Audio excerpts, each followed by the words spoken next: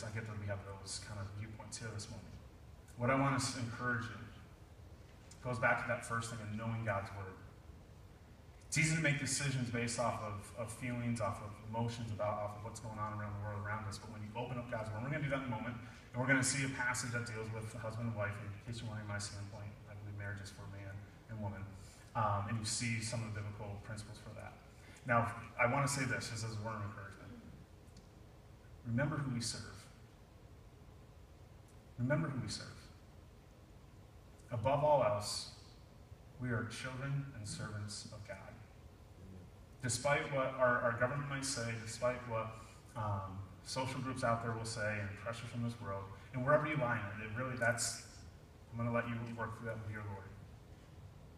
We serve a big God. God is bigger than the Supreme Court. It's God that's bigger than this nation. And this is where we talk about being all in, I think really, really matters. I've been on a little bit of a soapbox with friends and fellow pastors for a little while, and I'll share a little bit with you a little bit more. We have been very blessed as a nation. We really have been.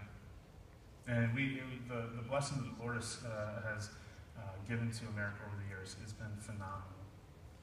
I'm also seeing it waning. And that's our own doing. And we're receiving the results of our decisions and our turning from God. And I get that. And there's kind of this context that we have in the American church. We get a very small church view, like it's only the American church, and that God's only used America to reach the world. We're a young country, and God's been around for quite some time. And he's been blessing the world through people group after people group after people group. And he's going to continue to bless the world. And we're going to, as a church here, as the American church, we're going to do everything we can as Sonrise. We're going to continue to do our best to reach this world with the love of Jesus Christ. But also there's churches in Nepal who are doing the same. There's churches in Germany that are doing the same. And the church is bigger than what's going on here in the States. But remember, we serve a very big God. And I want to encourage you through this all, wherever you stand, search God's word. Find out what the Bible teaches. Not just about situations like this, but we just went through it. About your purpose in your life, the calling, the guidance that you have. Remember, that is the God we serve. That is the God that we commit all to. We fall before him before we fall to any nation, any ruler. And as we look at our family, and we look at our family unit, and I pray that you're seeing what's going on, not just with this, but in every other temptation that's out there for our families, for our children, for your grandchildren. And there needs to be a concern, okay? There needs to be an understanding that we are not in the same place that we were generations ago.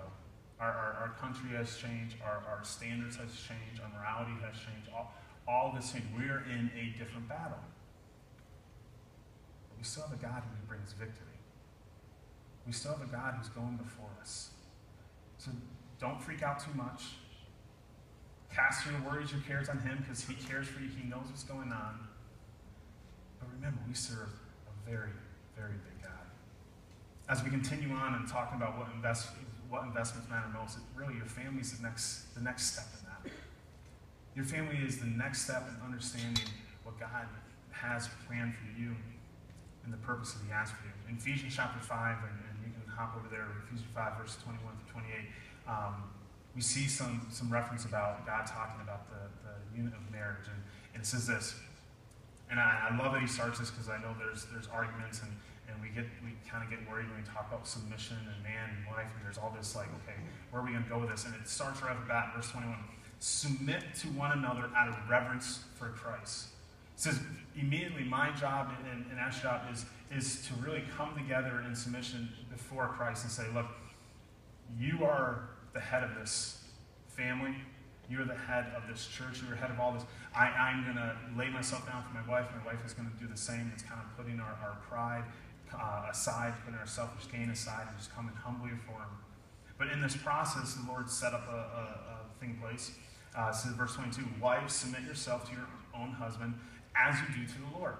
And it's you do so to the Lord because you love God. You believe that God has your best interests in heart, that you believe that God has a plan and purpose and is going to be there to care for you. In the same way, wives, you submit to your husband, because if he's living properly, is going to love you the way Christ loves you, is going to care for you the way Christ cares for you, who's going to lay himself down for you the way that Christ laid himself down for you.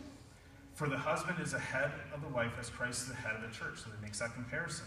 There's a leadership order here. So the husband is the head of the wife, as Christ is the head of the church, his body of which is the Savior. Now, as the church submits to Christ, as we are trying to do as a church here at Sonrise, is submit to God's authority, his direction, his leading. So also wives should submit to their husband and everything, his authority, direction, and leading for the family. Okay. Now, guys, we can walk away from this verse, big and tough, right? Which is hard for me because I'm neither big nor tough. That's all right. But we can walk away feeling really good about ourselves and just close the Bible. This is why I'm not a huge fan of just like pointing out little verses here and there, because you lose context and you lose the verse before and the verses after that are often very, very vital to understanding it. Verse 25 goes on and says, husbands, your turn. Love your wives. Husband, love your wife. This is not a macho time to be ruling and leading. No, love your wife. Just as Christ loved the church and gave himself up for her. So we go back to that idea of a hero and a servant. If you look at the picture of Jesus Christ, the ultimate hero, he was awesome.